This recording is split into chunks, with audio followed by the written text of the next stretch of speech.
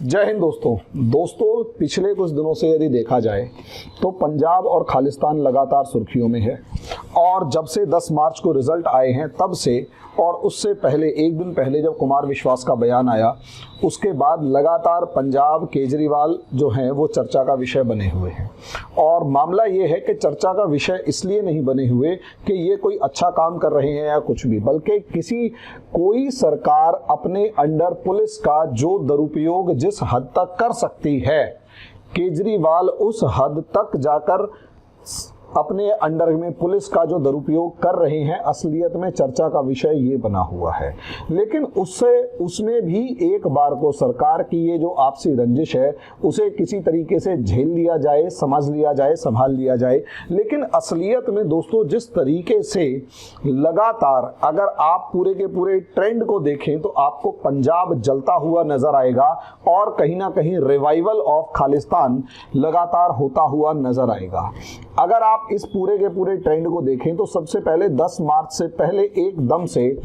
मामला उठ खड़ा हुआ जब कुमार विश्वास ने केजरीवाल से पूछा कि आप खालिस्तान के बारे में क्या राय रखते हैं। इसी तरीके का एक बयान और केजरीवाल की तरफ से और केजरीवाल के समर्थक जो भी इनके प्रवक्ता वगैरह होते हैं उनकी तरफ से हर तरीके का तिगड़म बिठा लिया गया, हर तरीके के आरोप लगा दिए गए, सब कुछ कर दिए गए। लेकिन इनमें से किसी के भी मुंह से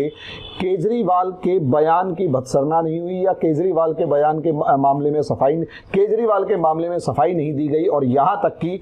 खालिस्तान के जो आतंकी हैं, इन खालिस्तानी आतंकियों के विरोध में एक शब्द तक नहीं कहा गया। इसे समझिए, खालिस्तानी आतंकियों के विरोध में एक शब्द तक नहीं कहा गया। वो खालिस्तान जो खुले तौर पर भारत के टुकड़े करने की बात कर रहा है, वो खालिस्तान जो खुले तौर पर ये कह रहा है कि भाई खालिस्तान अलग किया जाएगा और ज्यादा से ज्यादा इलाकों के ऊपर जो भी खालिस्तान के कंट्रोल में आ सकते हैं वो सारे के सारे कंट्रोल में लिए जाएंगे। ये वही खालिस्तान है जिसके ज्यादातर लीडर्स,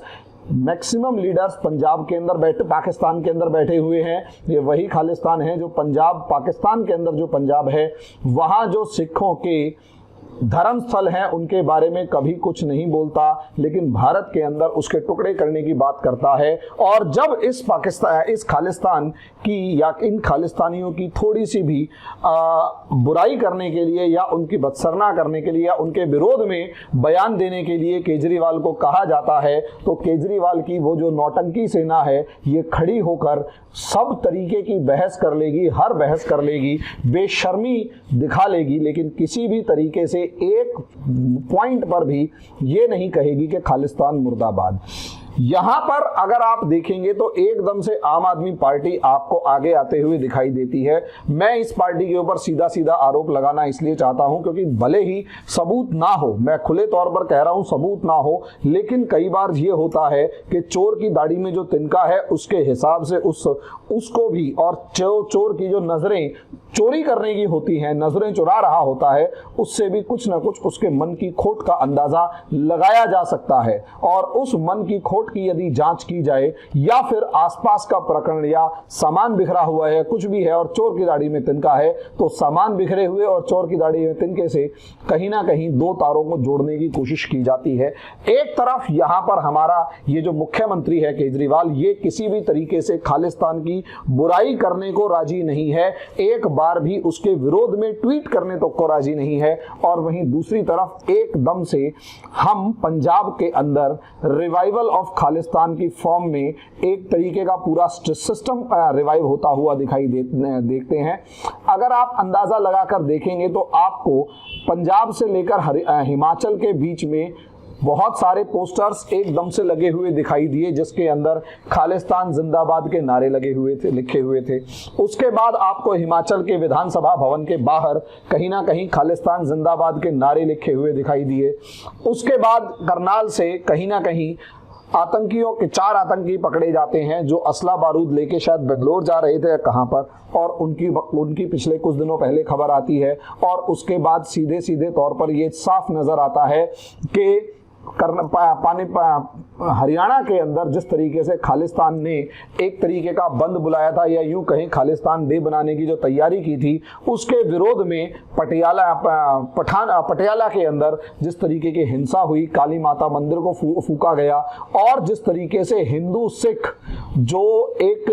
सेंटिमेंट्स को भड़काकर उनको आपस में लड़ाने की तैयारी की गई, इसी तरीके की डिविजिव पॉलिटिक्स खालिस्तान करता हुआ नजर आ रहा है। और अब यहां पर ग्रेनेड अटैक, खुले तौर पर ये रॉकेट्स लॉन्च्ड ग्रेनेड अटैक जो किया गया मोहाली के अंदर पंजाब के इंटेलिजेंस ऑफिस में, वहां ये चीज डराने वाली है। लेकिन उससे ज्यादा डराने वाली ये चीज लग रही है, जिसमें केजरीवाल जी के ट्वीट को यदि पढ़ा जाए तो बहुत ज्यादा दिखाई देगा कि मोहाली ब्लास्ट उन लोगों की कायराना हरकत है जो पंजाब की शांति भंग करना चाहते हैं।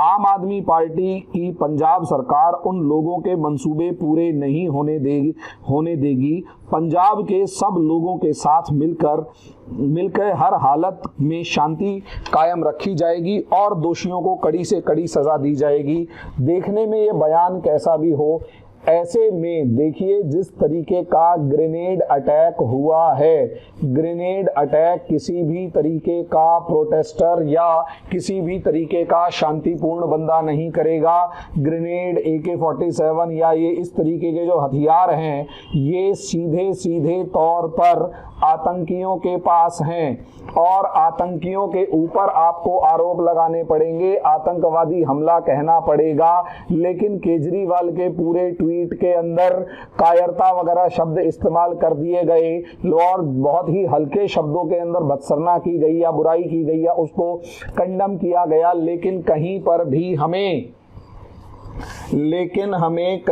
भी यहाँ पर केजरीवाल एक शब्द इस्तेमाल करते हुए नजर नहीं आए कि ये खालिस्तान का अटैक है। चलो हम ये मानते हैं कि अभी खालिस्तान पर उंगली नहीं उठा सकते, लेकिन हम इसे जरूर कह सकते हैं कि ये आतंकवादी हमला है। लेकिन केजरीवाल ने जिस तरीके से आतंकवादी हमला कहने से अपने आप को बचाया है और खालिस्तान समर्थक वोट बैंक जो पंजाब के अंदर है उसको खुश रखने की कोशिश की है, ये केजरीवाल की खुले तौर पर भारत को बांटने के साजिश करने वालों का वोट लेने के लालच में उनकी बुराई करने से बचने की एक तरकीब है। और खुले तौर पर यह समझ लीजिए कि केजरीवाल इस तरीके से केवल और केवल उन्हें खुश कर सत्ता की अपनी लालच को दिखा रहे हैं, इसके अलावा वो कुछ नहीं कर रहे। और जिस तरीके से पंजाब पुलिस के ऊपर इन्होंने, भाई सीधी सी बात है, पहली बार इन्हें 2 महीने हुए हैं किसी पुलिस को अपने कंट्रोल में लेते ही, और अपने कंट्रोल 2 महीने से भी कम समय में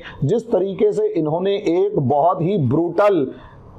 डिक्टेटरशिप दिखाई है, एक ब्रूटल डिक्टेटर दिखाया है। ब्रूटल डिक्टेटर का मतलब है एक खुले तौर पर तानाशाह दिखाया है जो पुलिस को किसी भी आधार पर किसी भी तरीके से बुरे काम करवाने के लिए इस्तेमाल कर सकता है। लेकिन जब पंजाब की सुरक्षा का मामला आ जाए तो वो सिर्फ और सिर्फ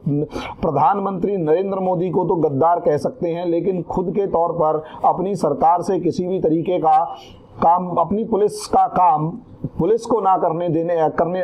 नहीं देंगे। केवल और केवल उस पुलिस का इस्तेमाल करेंगे अपने राजनीतिक विरोधियों को दबाने के लिए, उनके ऊपर मुकदमा चलाने के लिए, उनको गिरफ्तार करवाने के लिए, उनको मेंटली हैरेस करने के लिए। सोचने वाली बात है, केजरीवाल ने या तो कुमार विश्वास के घर पुलिस भेजी या फिर अलका लांबा के घर पुलिस भेजी, तजिंदर बग्गा के घर पुलिस भेजी और इसी तरीके के जितने भी राजनीतिक विरोधी हैं उन सबके घर पुलिस भेजी। पंजाब पुलिस को भेजा गया और तजिंदर बग्गा के नाम पर तो जिस तरीके से पंजाब पुलिस को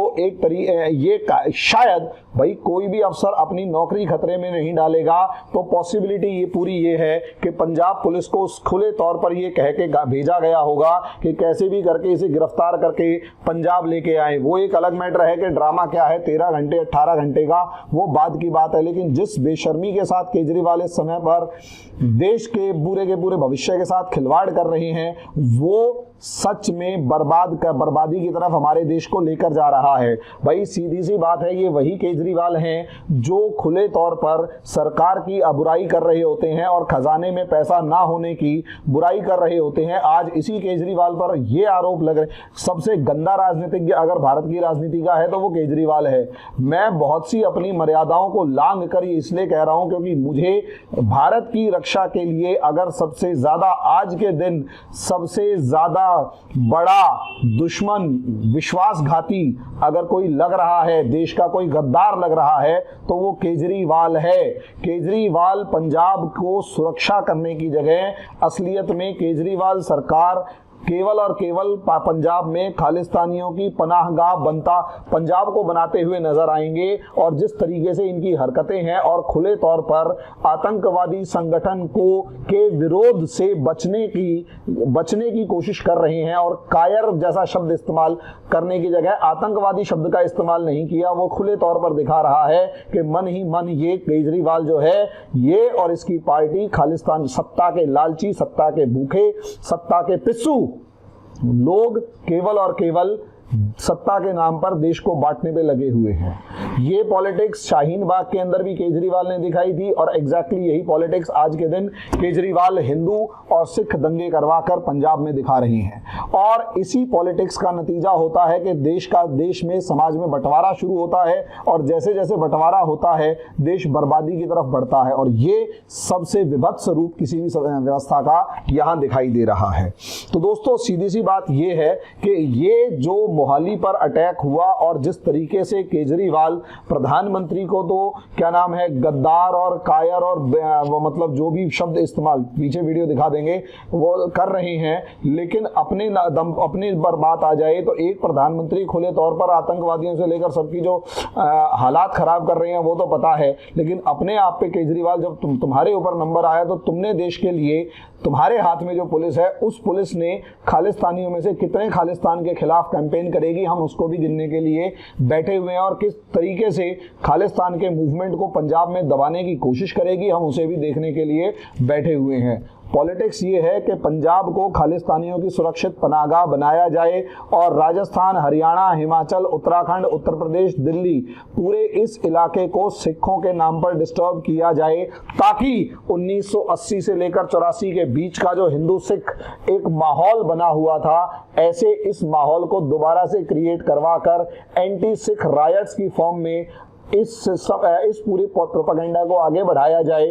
और एक बार दोबारा से भारतीय समाज के अंदर विभाजन क्रिएट किया जाए, हिंदुओं और सिखों के बीच में विभाजन की दीवार खींची जाए। हिंदू सिख जो हैं दोबारा से भाई भाई की तरह रहने लग गए और ये इन लोगों को बर्दाश्त नहीं हो रहा और केजरीवाल उनका एजेंट है भारत के अंदर, खुले तौर पर सत्ता का लालची बंदा जो केवल और केवल सत्ता के लालच में देश को बांटने की तरफ पंजाब को आगे बढ़ा रहा है।